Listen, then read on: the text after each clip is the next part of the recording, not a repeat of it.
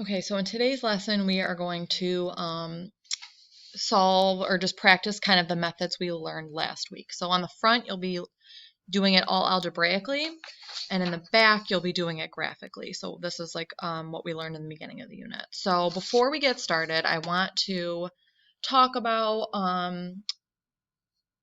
if you have a choice of what method to use, to look at your equation and think about what might be the quickest and most efficient method.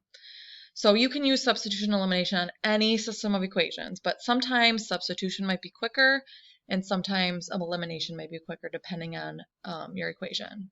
So when to use substitution? I would use substitution when you have one variable by itself. So if it's easy that one variable is by itself, I would use substitution because you can literally just take what that stuff equals and plug it into the other. For elimination, I would use this if all variables are lined up. So that would be like 2x plus 3y equals 6 is like x plus y equals 5. So all my x's are lined up, all my y's are lined up, and all my numbers are lined up.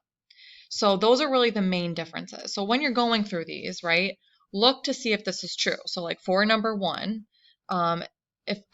you can see right here I have y by itself. So for this method, I might use a substitution because I can take the stuff that y is equal to and I can plug it in for y in my other equation.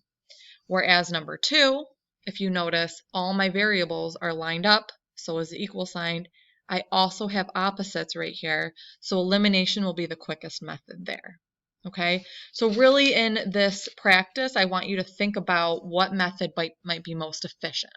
Okay, if you flip it over to the back, do not solve these algebraically. When it says to solve graphically, that means you need to graph them on here and find the solution of the point of intersection by this.